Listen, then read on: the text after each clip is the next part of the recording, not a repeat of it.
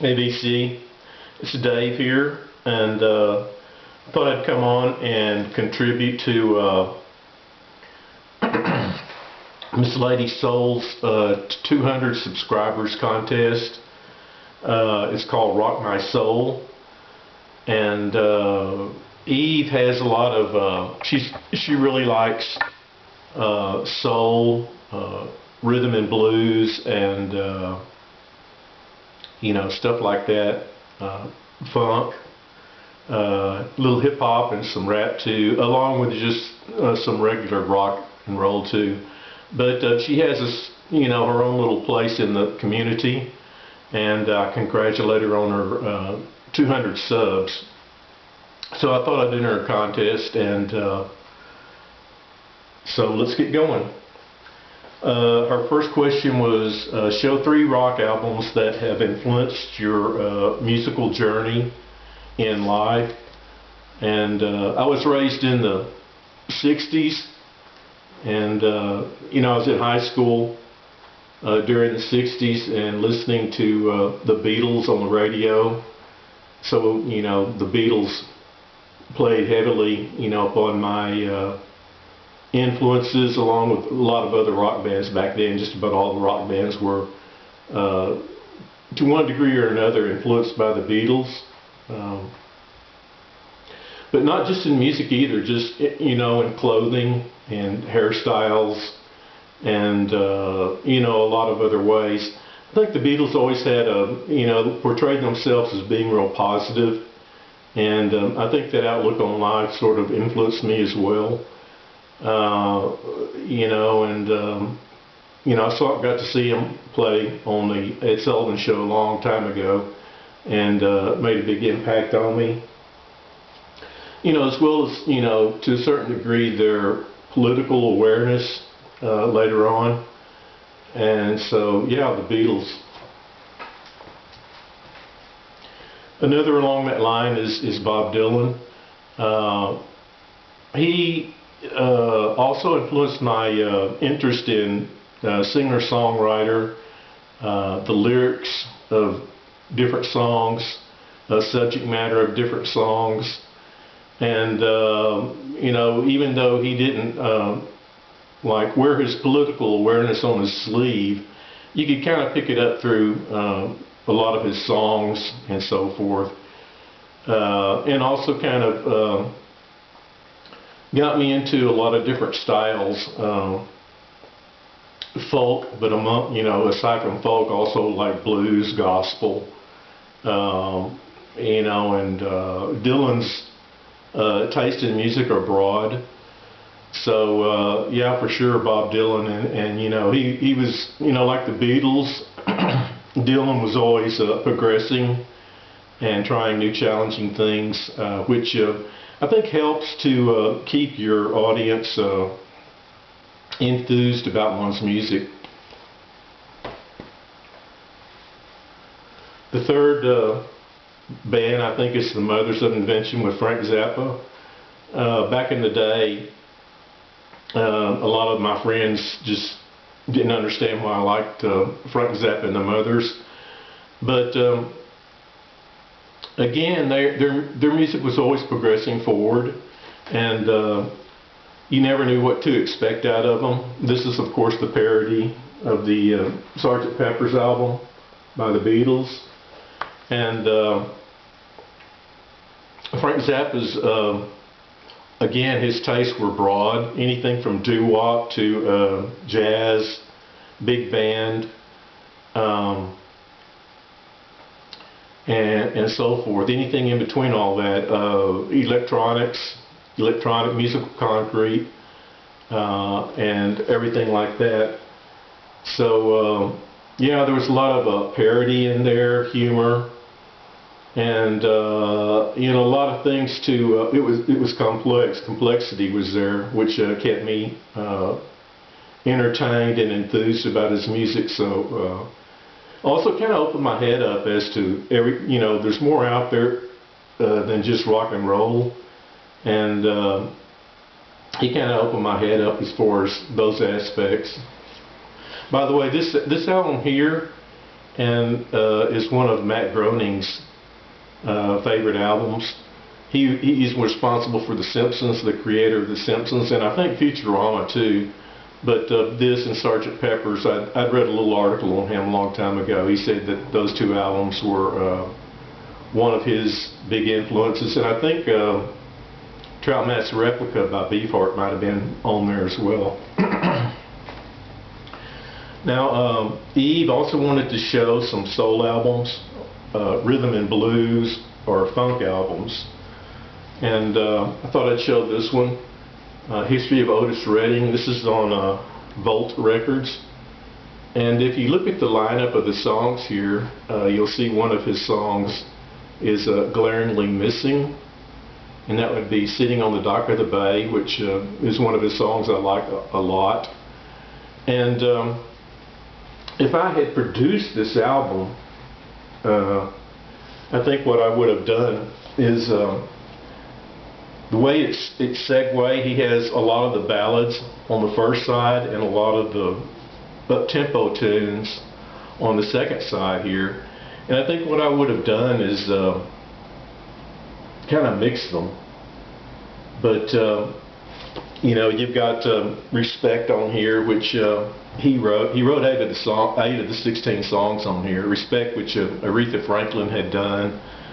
He does a cover of the Satisfaction by the Rolling Stones, and he also does a cover of this song, Try a Little Tenderness, which, if you're familiar with the rock and roll band Three Dog Night, they also did a cover as that as well. But overall, it's a good album. I just wish that they had segued it differently, you know, kind of mixed it up a little bit more. I think would have made for a better album. And I think this album came out actually before Sitting on the Dock of the Bay. I think if you know anything about the history of Otis Redding, he died in a plane crash, and this album came out right before, you know, all that happened. And so it's not on this album, but it would have been nice to have it included. Here's one by Go by Bo Diddley, who was an early rock and roll performer. And yeah, if you like blues, rhythm and blues, that type of thing, you can't go hardly wrong with that. I think this was actually his second album, but features some early hits by him, like Say Man and Cracking Up, I'm Sorry, which, yeah, good album if you like early rock and roll or rhythm and blues. This is one I don't see too much of. This is in the VC. This is War's live album. It's a 2-record set, and they have long cuts on each side. One side, which is the last side, just has one song on it, and a lot of it just has like 2 and 3 songs on the album. And what I like about it is that they take a lot of their hits that were on the radio, like Slipping Into Darkness and Cisco Kid, and just a lot of their hits of the day, and what they do is stretch them out to where they have a lot of time to jam with each other on it, and I really like that. Like side 2 here just has the song Slipping Into Darkness on it, you know, on the whole side, and the 4th side just has one song on it. Then you've got this is side 3. It has 3 or 4 songs, well, 3 songs on it: All Day Music and Bolero and Lonely Feeling. But I do like the way that they stretch their songs out here and kind of jam with everything. Now, a lot of jazz, like this album. This is a real fun album by Stanley Clarke, School Days. It's kind of fusiony, but there's also a lot of funk in it too, I think. And yeah, you know, Stanley Clarke, I'd say this one, and he has another one that I like a lot too, but this has John McLaughlin on it and a lot of jazz fusion type players. Steve Gadd plays drums on it, and Stanley Clarke plays bass guitar. John McLaughlin plays some acoustic guitar on it, and you know, yeah, real fun, energetic album, kind of funky. So yeah, a good album. This one is on CD. This is the Neville Brothers, Yellow Moon, and a real good album. The Neville Brothers were out of New Orleans, and this has a real kind of funky, sort of dark New Orleans sound on it. And you know, that band, Aaron Neville has sung a lot of backgrounds on different singers' albums. I know he did one album with Linda Ronstadt, which I have back in the back. But it's kind of really funky and kind of dark, like maybe, you know, kind of, it always makes me think of swamp and swamplands, stuff like that. Kind of a little bit, you know, a little bit of a voodoo tinge to it. But in fact, there's a song on here called Voodoo. They do a version of With God on Our Side on here. They do a song about Sister Rosa Parks. And Will the Circle Be Unbroken is another song that they sing on here. But yeah, if you know, enjoy New Orleans music and that type of stuff, it's a real good one to pick up. Here's another funky album. This is Little Feat from out of Atlanta, Georgia. And their stuff is real funky. This song has Dixie Chicken on it, Two Trains, Lafayette Railroad is a good one. But this could be one of those albums that I think, or one of the Little Feat albums that should be on the, you know, an album that anybody, I think, could just about appreciate it, you know, along with the ones I've been showing, like the Neville Brothers or whatever. They're all good albums. And I'll show these two. These are kind of more jazz albums. This is Sharnett Moffett, and he's another bass player. You know, you can pick up just a little bit of soul music and a little bit of maybe a little bit of funk in some of his tunes off of here. They're mostly straight-ahead jazz albums, but yeah, you can kind of pick up a little bit of that too on there. Sharnett Moffett. So Eve wants us to show, that was the soul albums, or rhythm and blues, funk albums. It says, show an album everyone should own. And again, here's another funky album. This one I think anybody could enjoy. This is the Tom Tom Club, and it's kind of an offshoot of Talking Heads. It has the bass player Tina Weymouth on here, along with Chris France. But yeah, it's real funky and airy, and I think it was recorded down in Nassau or someplace like that. But it always kind of reminds, due to its airiness and its lightness, but also with the funk and everything, it kind of reminds me of summer for some reason. But it's also kind of a neat album just to listen to any you know, season. They had a hit on here called Wordy Rapping Hood, and there might have been another song off of here. Might have been Genius of Love that they did. But yeah, real fun album, real light album, easy to get into. Tom Tom Club. So that would be the one. This would be the one that I would say anybody could enjoy and listen to. Favorite live album? Well, this is kind of my default with the favorite live albums. This is Genesis Live. I was listening to a lot of, I have a lot of live albums I could have picked. I was a real big fan of the Allman Brothers, Fillmore East, and Hendrix's Band of Gypsies, and golly, there was a live,